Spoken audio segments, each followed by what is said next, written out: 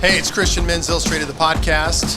Jeremiah Johnson, Hezekiah Johnson, NBA Final. This is a sports-only edition of the Christian Men's Illustrated podcast, NBA Finals preview. One of my favorite times of the year, not only because the weather's getting nicer, summertime, summer vibes are in the air, but NBA Finals vibes are in the air. And we're going to break it down for you. So it ended up, Hezekiah, being, you were right. Did you pick the Knicks and No, I picked Knicks. Spurs?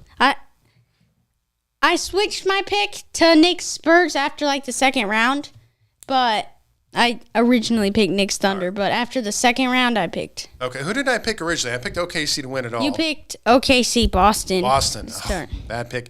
So the finals is set. It is the New York Knicks searching, hoping for, going after title after 53 years. It's been 53 years since they've won an NBA championship. They're back in it. New York is all abuzz. Knicks fans are crazy. And I do think it's good. It's good for the NBA. It's good for us basketball fans when the Knicks are relevant. So they're in the finals. And then the San Antonio Spurs, the alien, Victor Wembanyama, takes down the champs, OKC. I picked OKC in 7. I thought it was going to be a battle. You know, what was weird about that series, Kai, is I thought it was going to be more of a battle, but it's kind of like one of them won by a bunch of points. The next team won by a bunch of points. Let's break it down first. What was your overall take on the conference finals, OKC versus San Antonio, the Spurs, which I thought was the NBA finals, but break it down. It was a lot more interesting than I thought because I thought it was just going to be like 1 point win by Spurs, 1 point win by Thunder. But no, it just ended up being that it was the Thunder winning by like 25 points, and then the Spurs winning by 25 points. And it kind of repeated, but I think the Spurs did a great job as even when it wasn't a blowout game in Game 7, they still were able to knock down those shots in the clutch moment, and ultimately they came out on top because the Spurs weren't even in the playoffs last year, so yeah, it'd be a big Game win. 7 was great. It was a great Game 7. And the Spurs get it done. And Wembanyama, a lot of people thought they would get to this point, the Spurs, that being the Spurs, but they thought maybe they were a year or two out, that that OKC might get one more and they were going to ascend. But clearly, Wembanyama said, "It's my time now." It's been the NBA has been a league of parity the last few years. We thought when Jokic got that title, we thought, okay, here we go.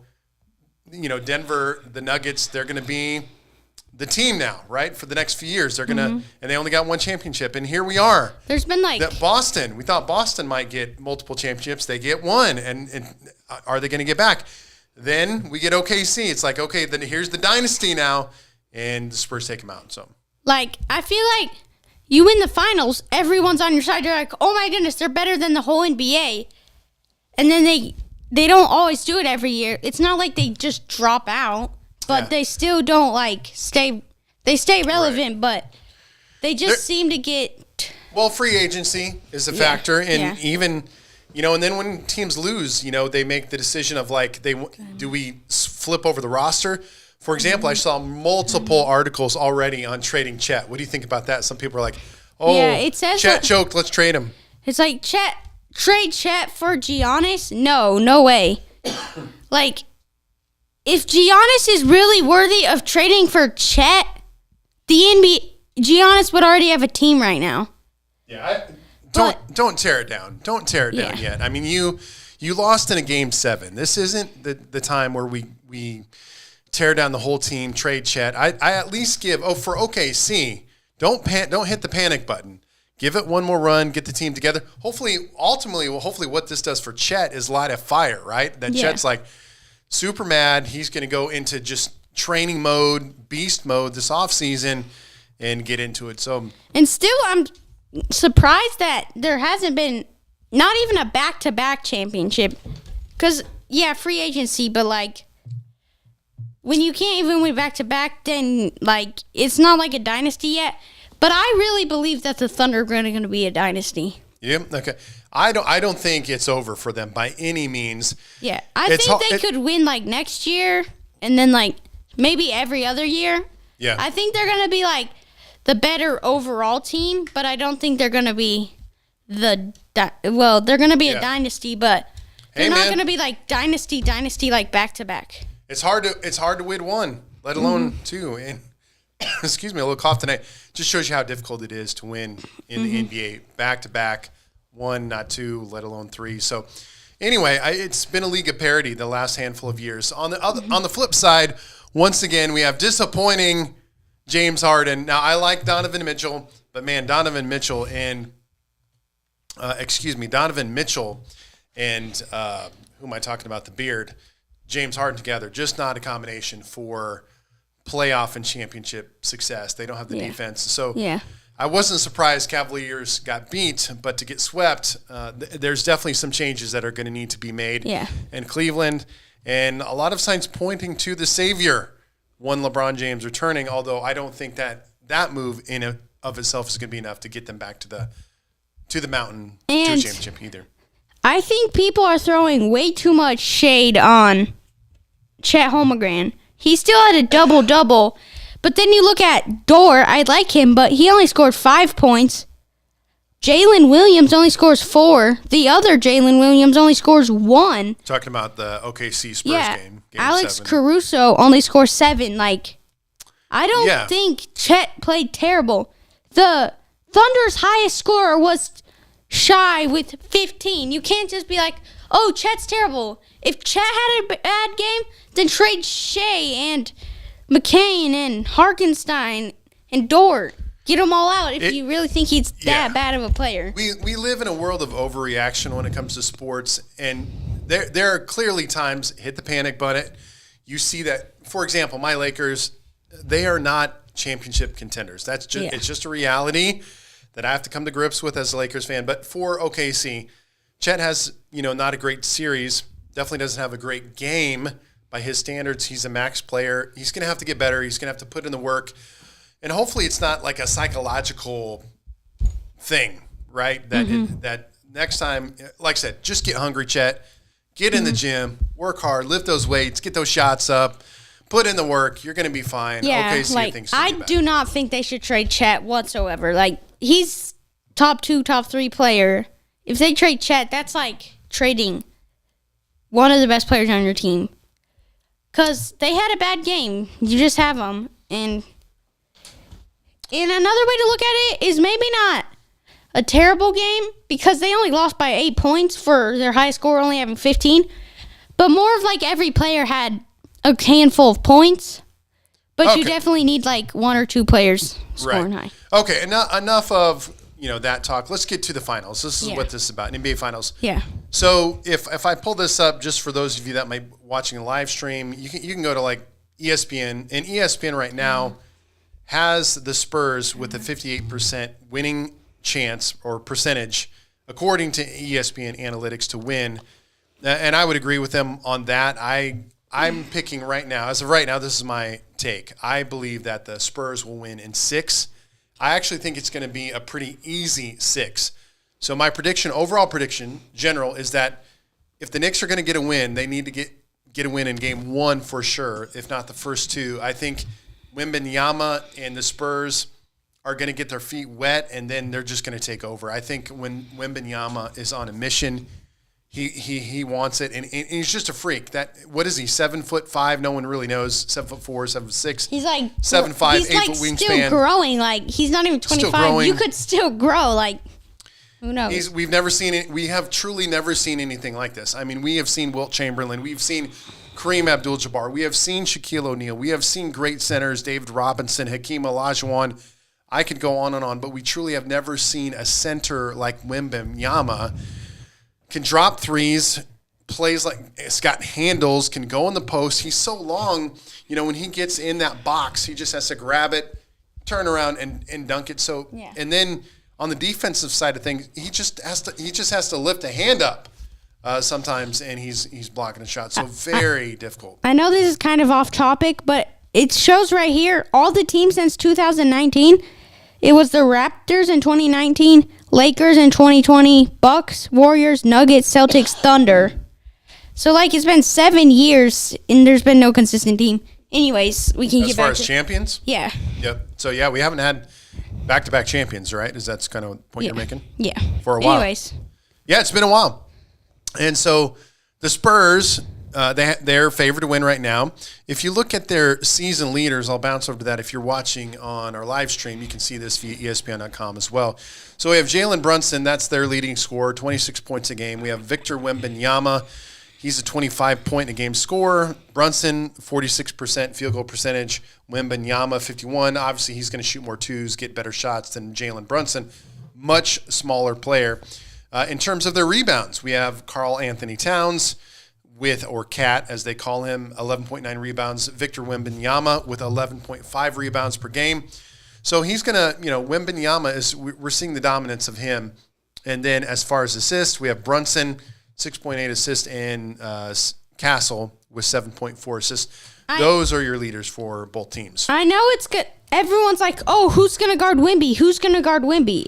It's not about guarding Wemby.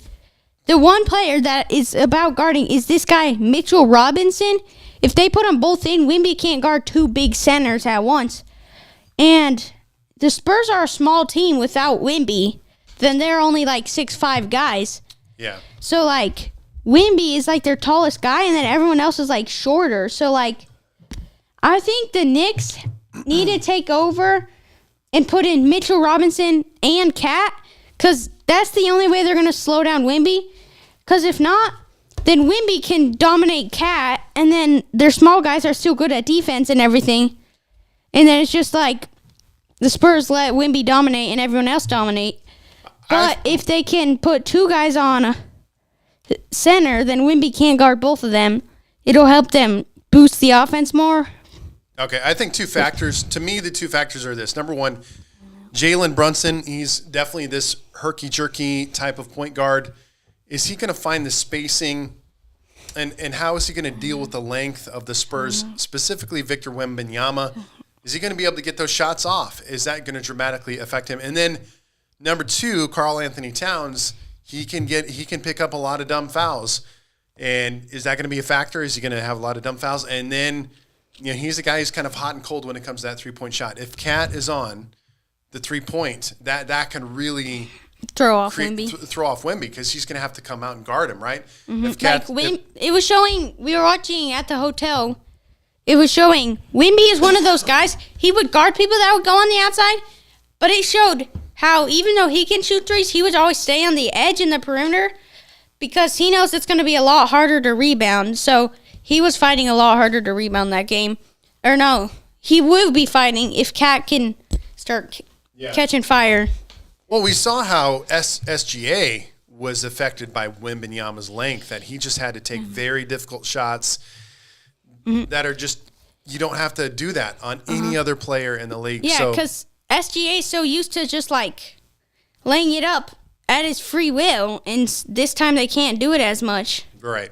Let me point over one other stat that I think is interesting, again, off of ESPN. We're kind of using their stuff here. So if you look at their team stats, so overall, it heavily favors San Antonio. So points, 119.8 per game versus New York's 116.5. Points against, 105, 101.6. So that favors. Field goal percentage is dead even at 48%. Rebounds, edge, Spurs. Assist, edge, Spurs. Blocks, edge, Spurs. Steals, slight edge to New York. So just overall, the stats favor the Spurs a little bit, with the exception of the steals category. Yeah, that's really the only spot. The hope for the Knicks is they won the NBA Cup against the Spurs, and they had Mitchell Robinson guarding him. So if they have him guarding him, I think he's pretty athletic, but he's questionable. So I don't know. It's going to be a lot of people think the NBA Cup does not matter. I do think, they've played each other. So it's not like they haven't played each other. Otherwise, it's not they like New York is going to see Wembanyama come out, and it's not like they've never been on the court with him before, right? Yeah. So there is some familiarity. Because, people say the cup doesn't matter. Well, at least you get a trophy, and you get to play in more teams, and it counts as your regular season, but... You get a banner? Yeah. I don't think you get a ring. I think you get a banner. Yeah. And you get, a trophy or whatever. Trophy, yeah, banner. But, I think the key for the Knicks is going to be stopping Wemby, which I think they have done a good job at. Well, of the times they've played them, but also like their role players, like McBride, Jordan Clarkson, like Michael Bridges, all their like role players, are going to make a big difference. Yeah, a bench always. I always say that when it comes to NBA Finals. So my favorite all-time role player is the late one Robert Horry. Robert Horry has 7 championships. Okay, he's got 3 with LA. He's got 2 with Houston, 2 with San Antonio. But, you know, they're not necessarily going to win the game, but they are going to make those plays. And we've seen this throughout the history of championship teams. Just go down the list. You know, I'm a Lakers guy, so you think back to Derek Fisher, Robert Horry, right? Every championship team always has that role player or 2 that becomes an X factor. So with OKC, you have, what's his name? What's the white guy with the headband? I just spaced Caruso. Yeah, Caruso. So yeah, it'd be interesting to see what role player stands out in this particular series. Yeah. I just want to get this off of my mind. Okay. If you think championships comes down to if Michael Jordan's better than LeBron, then technically whoever that guy who had 7 championships is the GOAT, because if you consider championships, then you have to, if you don't think he's the GOAT, then you have no talking room for Michael Jordan being the GOAT. So sorry. Anyways. Yeah. So what's your prediction? I said 6. I mean, most people are like, oh, the Spurs are on. The Spurs are. I mean, the Knicks are on fire. The Knicks are on fire. I think the Spurs are probably going to win in like 5 or something. But my gut tells me that somehow the Knicks are going to be able to slow down Wemby and win it in 7. Okay. But one of the reasons is I picked them to win the championship. But it's just going to be a matter of slowing down Wemby, and then if Brunson and Cat can start rolling, and then the role players come in and stop Keldon Johnson, a good role player, too. Okay, I'm going to pull. You can't see. I think that, I think the Knicks, but Knicks in what? 7. 7? Okay. But my gut tells me that, but I feel like the Knicks are going to win this, but I'm just picking Knicks. Okay. So I pulled this up while you're talking because you brought this up. So Bill Russell holds the record for the most NBA championships by an individual player with 11. After that, Sam Jones with 10. I did not know that, nor do I really know who Sam Jones is. 8 championships, John Havlicek, Tom Henson, Casey Jones, and Tom Sanders. 7 championships, Robert Horry, Jim Loxkatoff, and Frank Ramsey. Then you get 6 championships, Michael Jordan, Kareem Abdul-Jabbar, Scottie Pippen, and Bob Cousy. So that's kind of your top all-time. It's interesting. I did not know that. So. See, that's why I'm like, people bring up like Michael Jordan because he's a good player. Yes, he's a great player. I will say that. But I know it's just kind of off topic talking about who's better, LeBron or Michael Jordan. But like when you do like when, like, you say it comes down to championships, Michael Jordan and LeBron are off the topic of who's the best player. So that's why I think it's LeBron, because it is, in one sense, it's a team game, right? It's a team game, that no one player, wins. Again, go back to who's your all-time favorite team. Okay, so my 2 all-time favorite teams are the Magic Johnson Lakers. So you got Magic, you got Kareem, you got a bunch of role players, AC Green on there.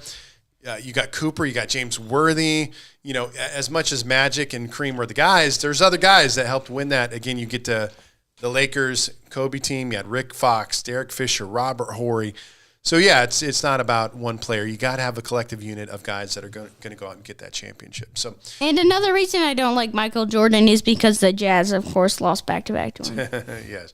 Yes, they did. So, you know, those are some of the stats. Again, this is going to be home court advantage to San Antonio. So the schedule goes like this. We're going to start off Wednesday night in San Antonio. Game 2 is at San Antonio. So it goes, in this particular format, it goes 2, 2-2, 1, 1-1. That's how it goes. So you go 2 in San Antonio, you go 2 in New York, then you go San Antonio, New York, San Antonio, should we need game 6, 7, whatever it might be, 5, 6, 7. So, yeah, it's gonna be played in San Antonio. It's both home courts at this point are going to be a ruckus, right? I mean, it's going to be It's the New finals. York's going to be loud. San Antonio, both great crowds. I mean, I don't know. Obviously, anything can happen. Anything can happen. I'm not. I in one sense, I wouldn't be surprised if New York could get the victory. I just really think edge goes to Spurs. I think both teams' hunger is equal.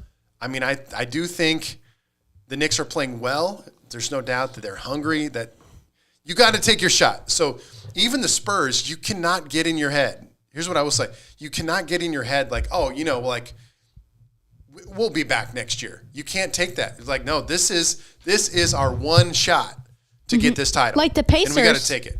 The Pacers last year. So, and Wemby said that in his post game. He's like, we have to win now. So, because look at OKC. OKC thought like, oh, we're going to be back to back. Nope.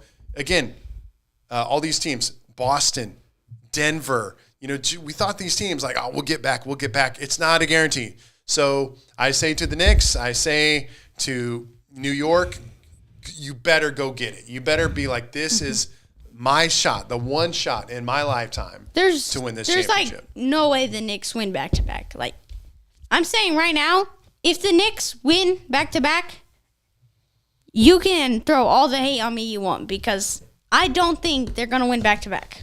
There's just no way. They can barely. The Knicks, nobody thought they would barely make it this year because they thought they would lose to the Celtics. Well, the 76ers upset them.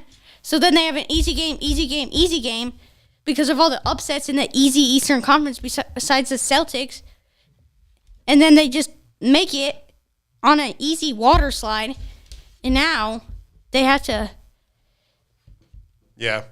eat the mud and play the Spurs. This is their 1 year. And no doubt. I think there'll be some moments. There'll be some moments from New York where they have some spurts and a little belief might arise. Like, man, they got a shot. But again, I just think Wembanyama, I heard someone, it was Colin Cowherd today, say that Wemby's going to ascend above Jordan and LeBron as GOAT status. I have very much have big concerns about the health of Wembanyama with like a if he stays healthy, 20-year career type thing. I mean, I've heard a lot of people saying Wemby will be the next GOAT. He'll probably be the next GOAT. I don't doubt that. Like he'll probably be the next in the argument. But you got to be careful because if you're just a player and you shove him, well, you can't really shove him. But like if he falls over and trips, he breaks his arm, or not breaks his arm, just breaks something or pulls something. Get like last year when he got a blood clot. Just any little detail about Wemby though can just ruin him. So other than that, he might be like the greatest of all time. But we'll see.